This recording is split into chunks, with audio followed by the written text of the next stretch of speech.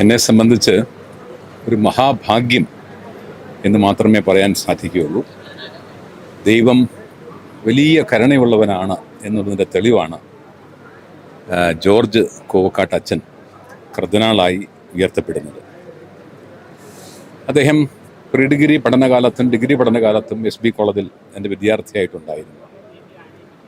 അപ്പോഴൊക്കെ അദ്ദേഹത്തിൻ്റെ മുഖത്ത് തെളിഞ്ഞു നിന്ന ഒരു ശാലീന ഭാവം, ഒരു നിഷ്കളങ്കത, ഇവയൊക്കെ എന്തൊക്കെയോ അദ്ദേഹത്തിന് വേണ്ടി കരുതി വച്ചിട്ടുണ്ട് എന്ന് പറയുന്നത് പോലെയായിരുന്നു.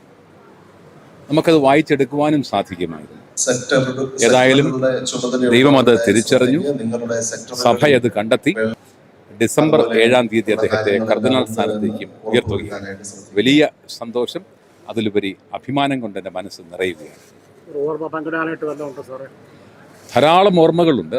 ഞങ്ങൾ ഒരുമിച്ച് ധാരാളം യാത്ര ചെയ്തിട്ടുള്ള ആൾക്കാരാണ്, ഒരുമിച്ച് പ്രവർത്തിച്ചിട്ടുള്ള ആൾക്കാരാണ്, ഒരുമിച്ച് തട്ടുദോശ കഴിച്ചിട്ടുള്ള ആൾക്കാരാണ്. അങ്ങനെ എല്ലാം ഒരു ഗുരുശിഷ്യ ബന്ധമായിരുന്നില്ല, വേണമെങ്കിൽ ഒരു സഹോദരതുല്യ ബന്ധം എന്ന് വേണമെങ്കിൽ പറയാം. ഞാൻ അദ്ദേഹത്തിൽ കണ്ടെത്തിയ ഒരു കാര്യം, ഒരു ഉത്തരവാദിത്തം ഏൽപ്പിച്ചു കഴിഞ്ഞാൽ പിന്നെ അതിനെപ്പറ്റി പിറകെ നടന്ന് ചോദിക്കേണ്ടതില്ല. ആ ഉത്തരവാദിത്തം അതേ ഗൗരവത്തിൽ ഏറ്റെടുക്കുകയും ആ ഉത്തരവാദിത്വ നിർവഹണത്തിന് വേണ്ടി ആത്മാർത്ഥമായി പരിശ്രമിക്കുകയും ചെയ്യുന്ന ഒരു വലിയ മനസ്സ് വളരെ ചെറിയ പ്രായത്തിൽ തന്നെ അദ്ദേഹത്തിനുണ്ടായിരുന്നു.